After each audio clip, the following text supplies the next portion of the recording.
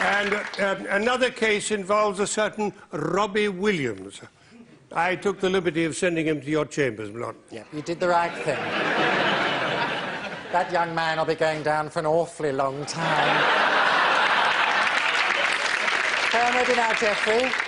Call the first case, please. Called Sue Moffat and David Williams.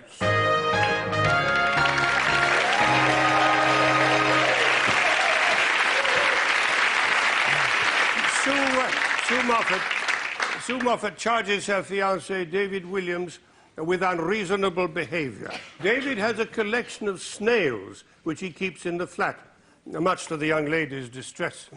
Sue, you're very welcome. Where did you get your lovely top from? Can I have a Varda? Looking at the label. Looking at the label. Etam. Sorry? Etam. Etam. Now, is this your husband over here? Fiancé. Your fiancé? OK. How long have you been engaged? About 2 years. 2 years. And are you thinking of moving in together? We already are. Are you already living Yeah. together? Yes. That doesn't bother you? Well, no. Make a note of that, please, Geoffrey. Woman of easy virtue. Just put slag.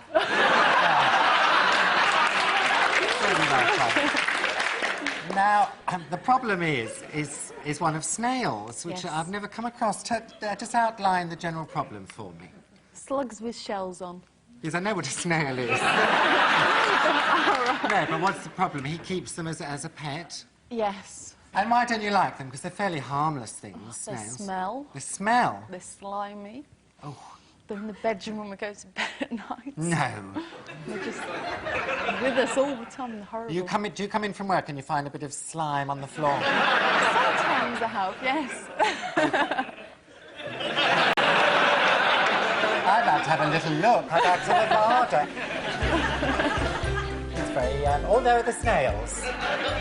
It's all quite simple, isn't it? Yes. Exactly how far do you live from IKEA?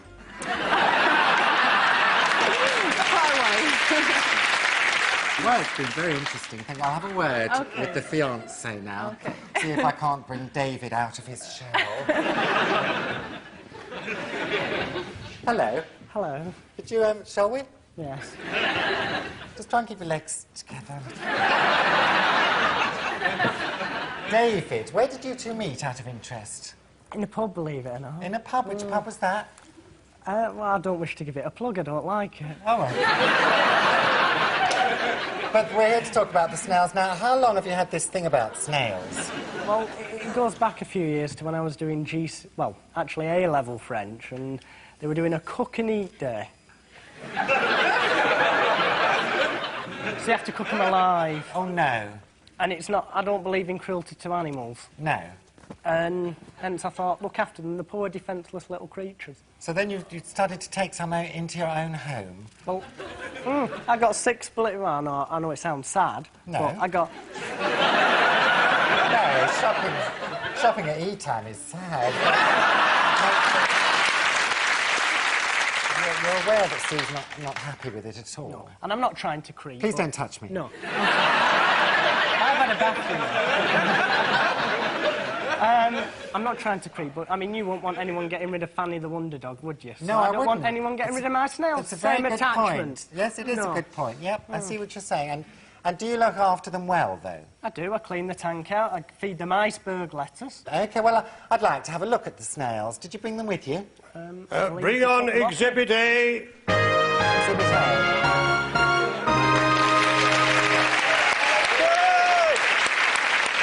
This is Beryl, the court usher, ladies and gentlemen.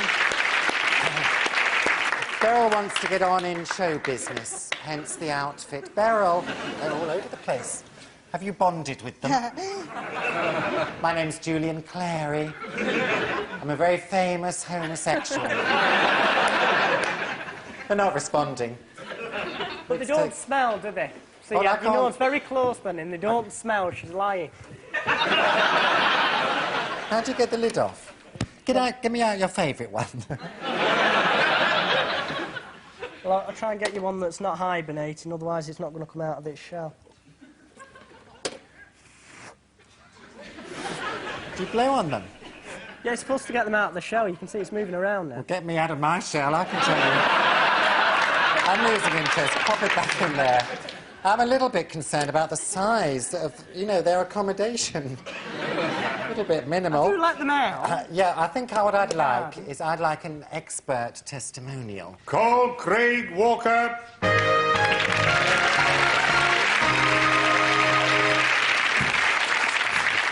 My lord, Mr. Walker is the invertebrate keeper at London Zoo. Don't look like an invertebrate. No? Got lovely hair, look. You ever thought of a bun? I think of little else. Well, I was just a bit concerned about their general well-being, you know, the size of their accommodation and the diet. That will be a bit of a problem, especially in their shells, things like that. Couldn't he nail varnish them or something? You could feed them some calcium, which would strengthen the shells. You could probably give them something to hide under, a piece of wood or something. Piece of wood? Piece of wood. They like to hide, especially when there's bright lights about. I'm the same. Well, that was great, Craig. Thank you very much. I feel a verdict coming on. The defendant will rise. Now, then. David Williams, you are charged with unreasonable behaviour on account of the keeping of molluscs. David, it's been very interesting. I mean, I've listened to your story. There's obviously a very genuine affection for the snails. But I've also listened to your fiancée, Sue, and well, she's got to live in this house as well. But what's influenced me most was the expert testimonial of the rather quietly spoken and inarticulate Mr. Walker. But what he said was very, very interesting. Therefore, David, I think I'm going to find you guilty of unreasonable behaviour. Don't look at me with those accusing eyes. I'm thinking of the snails, you know. You clearly weren't giving them enough variety of diet. There wasn't enough water and not enough calcium. And who can say about protein? I can't. What I'm going to do, I'm going to release the snails into the wild, a bit like Elsa from Born Free. They're all the box. Here's the box. Don't hedge though, David. You pop those into the box. Seeing as you're so fond of them, I thought maybe you'd like to go with them. Huntley and Palmer. Who's the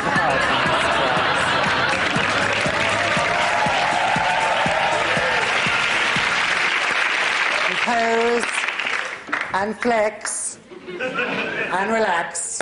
That's their only function in life, as far as I can see. David, would you like to come over here? There's nothing to worry about.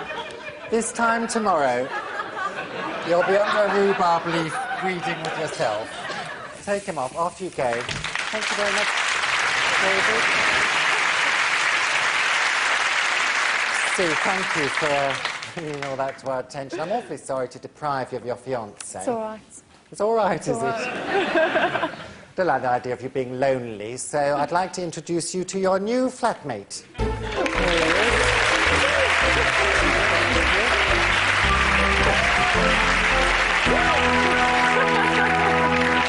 won't be wanting that engagement ring, so I'll have that off you later, okay? Along with the Kinder egg it came in. Thank you very much. Say goodbye to Sue.